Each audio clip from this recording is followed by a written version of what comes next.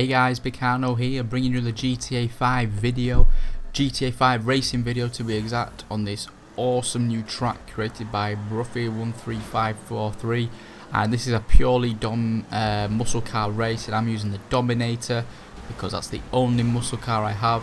That's a joke, I have got the blade as well, but I don't think the blade was very good.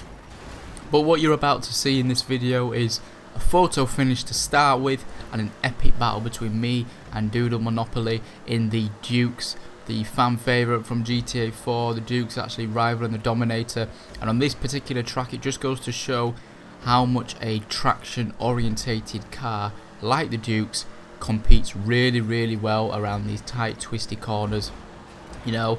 And it's a really interesting race, guys. It's quite a long race, but I hope you stick through it because it's actually very interesting. Lots of overtaking, undertaking, you know, little drifts, little power slides and things like that, some takeouts, but you know, you get the idea, and this is all part of GTA racing at the end of the day, and this is what you guys love to see.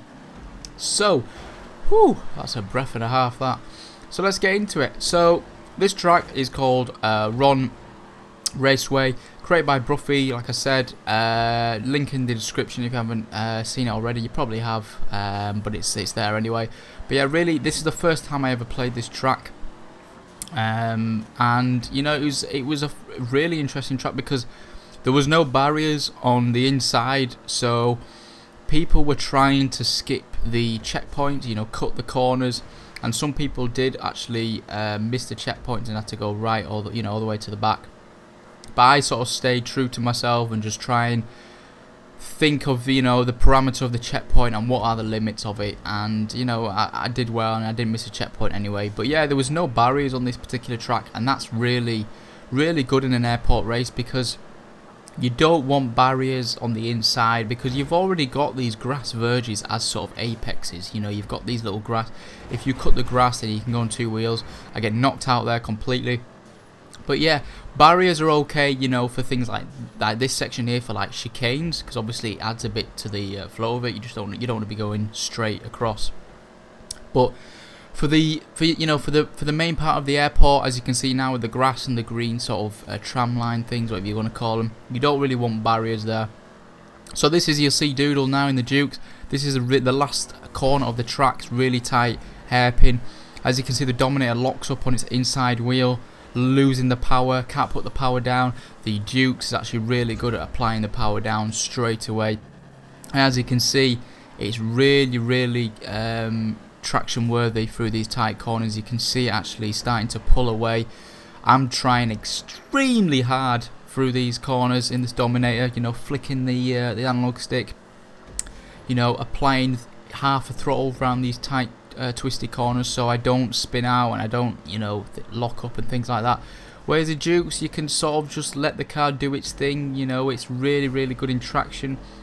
The acceleration, the sort of mid acceleration, is obviously not as good as the Dominator. The Dominator will catch up on a straight, and that's the beauty of this, you know. You've got straights on the airport, and you've got cars like the Dominator which will dominate, funnily enough, on the straight, and then you've got cars like the Dukes which will, you know, get you back in these twisty sections and things like that. So as you can see now, me and Doodle, the Dukes in front, are targeting a Phoenix, which was a very interesting car, to be honest with you, because I've never seen a Phoenix do this quite well in a racing environment. But the Phoenix does go wide there, and Doodle does overtake the Phoenix there, and goes through this fast sort of you could call it a chicane. And the Dominator now gets the top speed. I have to let go because I thought I was going to go into him, but even by letting go I can still just whip past him like he's not even there. And this is a really nice sort of chicane, bus stop style as people call it, and it's a really fun section because you can slide, as you can see there. So you know, you've got to be on your toes and can't be letting go. Quick little honk there from me to let him know that I'm on your ass, mate, and get out the way. From here now, this is the sort of last half of the track, as you probably saw last time, but the initial track design anyway is really good. You know, I'll say the first time I played it, I didn't have any problems with it. Some people were complaining about checkpoints being missed and things like that, but as you can see, I had no problem whatsoever here. I had to let go on the on that corner there, and you can see the Dominator starting to pull. I have to brake really sharply here, and as you can see, Dominator's locking up again, but the Dukes continues forward, but then the Dominator's got that initial acceleration that just powers it out of the corner, you know, it's just insane. But then we've got to the twisty bits now again, and you know what's going to happen. The Dukes is going to start catching up. You can see it's on my bumper. I'm going to have to try extremely hard here to try and pull away with it, but it ain't happening.